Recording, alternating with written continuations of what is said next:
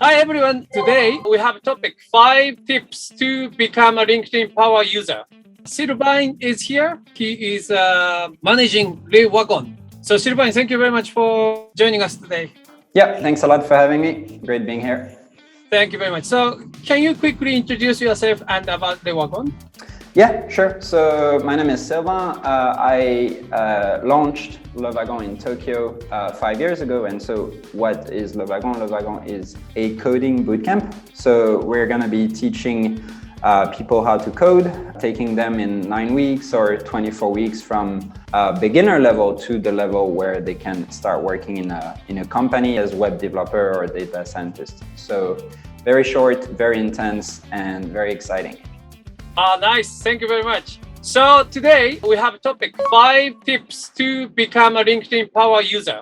Yes, that's my topic for the day. Okay. Yeah, please go on. Thank you. Yeah, great. So yeah, thank you very much for having me. I've actually been giving tips and giving lectures to our students on how to use LinkedIn. And I realized that I have maybe a very unique idea about how to use LinkedIn, because I guess there are very popular tips on how to use LinkedIn, but I hope that my tips are a little bit different from what you read everywhere else. That's really interesting.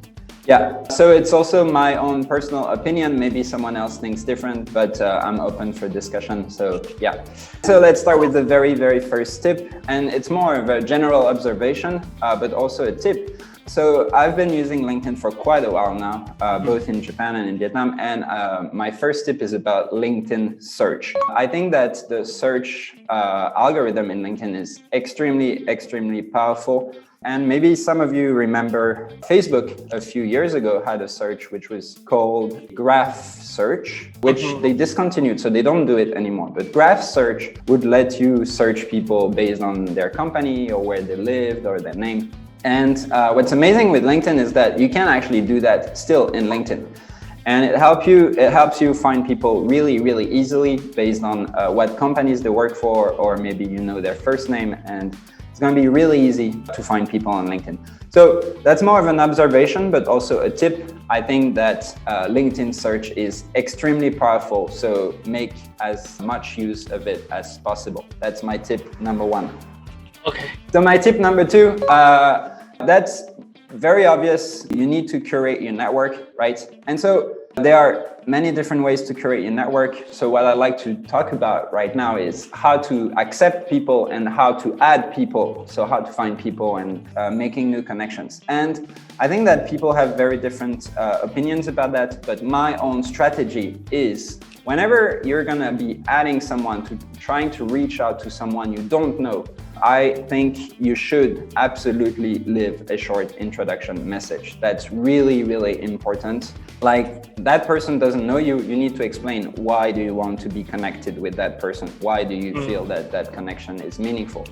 And the other way around, I kind of apply the same strategy to myself. So when someone adds me on LinkedIn, most of the time, if I don't know that person and if they don't leave a message, I will usually not accept them, right? And so what does that enable me to do? Well, my network on LinkedIn, I do have quite a lot of people. And what's really interesting is that it's very, very curated, meaning I know 90%, 95% of the people on my LinkedIn. It's not a bunch of random people.